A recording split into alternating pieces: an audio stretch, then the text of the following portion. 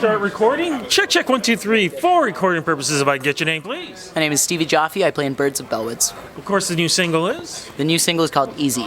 And this unusual tour that's going to be happening. You guys are calling this what? Rock the Rink is the name of the tour. Okay. We didn't choose it, but we're very happy to be a part of a tour with that name. We are definitely the Rock, and everyone else will be providing the rink. There you go. Here we go. Coming down in 3, 2, 1.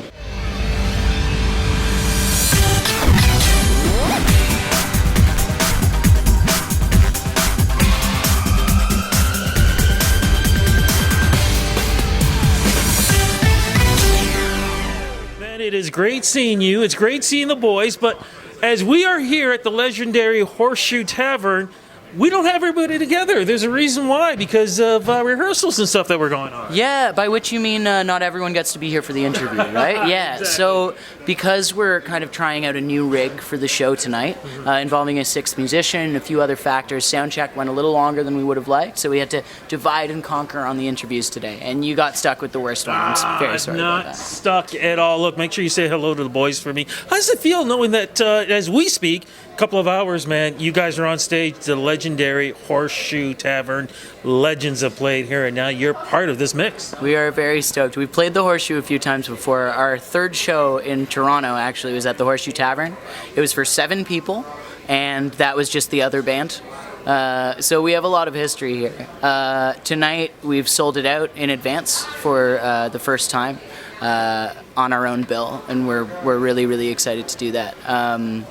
This place has always been very special to me. I think we've all heard Bob Cajun 100,000 times, and I feel like when you walk those boards, you can feel everyone else who's been here, and it's really, really special to be able to share that legacy with some really wonderful musicians, up and coming and past. You know, when you talked about 7 people, and it was the other band, and looking at you sold out now, and for the amount of times that we've spoken now, I can say over the years, what do you think the transition has been for you guys to grow the way you have? What has been working? That's a very good question. Of course, it's a little bit of magic, but mostly I think we work really, really hard. We try to be as respectful as we can be. We try to bring up the community around us rather than pushing them down. We try to write good music that does good things.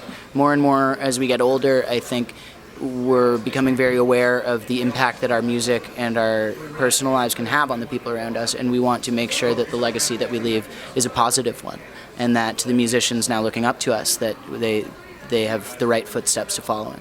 So I think the more we do that, the harder we work, and honestly, just the better we get at our instruments and at singing and all of that. I want to get into, you just said the 2 things I wanted to talk about. Harmonies, amazing. Listening to you guys in the sound check, and instruments, organic. You guys don't mind going real old school with some of the instruments you guys are playing. Yeah, we've yet to involve a lot of tracks, or really any, in our onstage show, and I have no issue with people who choose to do that, but it is a point of pride for me that all of the sounds that you're hearing are played live on stage. We have a trigger pad for certain small things, but for the most part, yeah, like every instrument that you're hearing live out of the stage. I'm definitely, I always say I'm the lead singer, not because I'm the best singer, but because I'm the worst instrumentalist. But I'm very lucky to play with some incredibly talented people who it would be a shame to do anything but, you know? Yeah, and of course, recently, you guys did get together because one of the things you're doing tonight is you guys are going to play a new single. That's correct. Congratulations on that. What's the song, man? The song is called Easy. It's in a lot of ways a story about how far we've come and how far there is left to go, how the journey is not always easy, but that was never what it was supposed to be, and how we're closer than we've ever been. It's a request for support and compassion in that time. And it's definitely the closest to a pop song we've ever written, and I'm very excited about that. I'm hoping to see everyone dancing and singing along tonight. Now, is this sort of a follow-up? Is there an EP that's going to be coming this way, or an album? Oh. Eventually, I'm sure there will be, but we're not thinking about it in those terms just yet. Okay. We're trying to write music that we enjoy playing and that we support the message of. And, you know, some people, they say, I'm going to paint a cat, and they paint a cat. And some people throw paint at the canvas, and then eventually they look at it and go, hey, that kind of looks like a cat.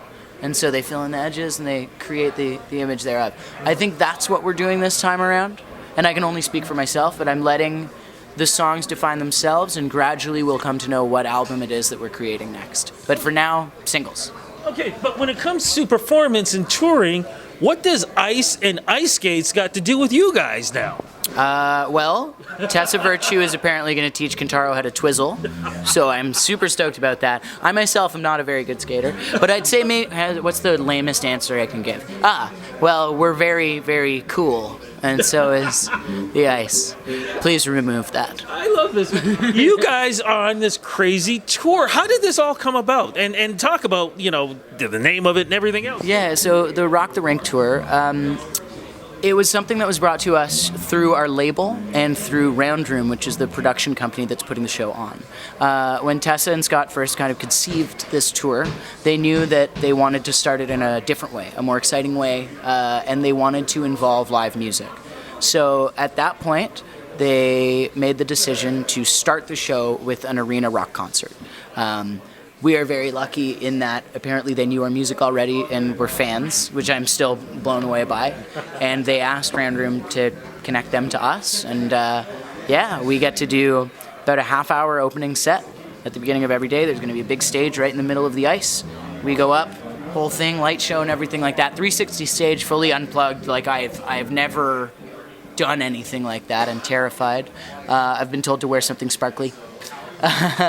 And then, they clear the ice, and they do their skating routine. And actually, you remember a song of ours called Let You Go, right? Of course. So we are going to be doing an acoustic version of that song while Scott and Tessa skate to that.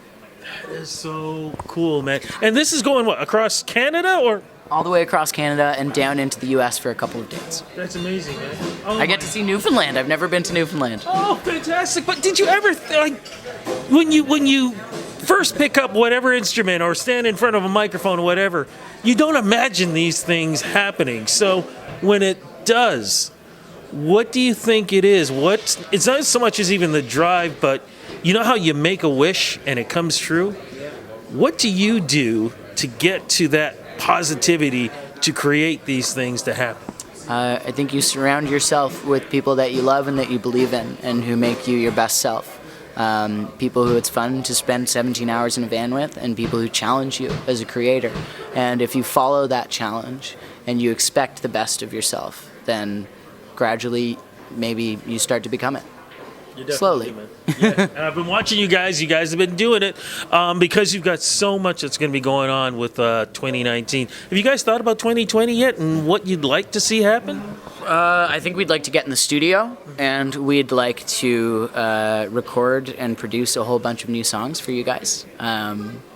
I think as well, we'd like to continue touring. We'd like to go from this tour, which is kind of a alternative tour with the skating thing, and take it back to touring in support of a larger Canadian band, something like Half Moon Run, perhaps? Arkells, maybe? Max? Hi. We've done this before. Yes, we've been doing this for a while. It's funny because I saw him yesterday. He was over at Cirque du Soleil, and I had a chance to talk to him. I wish I'd remembered we were doing this interview because I would have asked him right there and then. But can you put that message out again one more time? Once again, hi Max. Hope you've been well. I know you're in the studio working on a lot of new music and that you're going to be hitting the road again soon. And I'm super excited because in Halifax you're going to be playing with Havaya Mighty, who just won the Polaris Prize, and you are bang on because holy crap, what an incredible performer.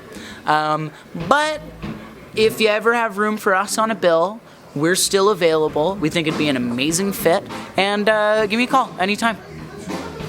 And if he needs to know social media and everybody else, where do we go to follow? At Birds Bellwoods. We're the ones that continuously and aggressively message you every chance we get. You're our Drake, man. Tear it up tonight. Have a great time here at the Horseshoe. Enjoy the tour. Congratulations on the new single. Looking forward to everything you guys are doing, man. Big love to you guys, all of you guys. Thank you so much, man. It's always a pleasure.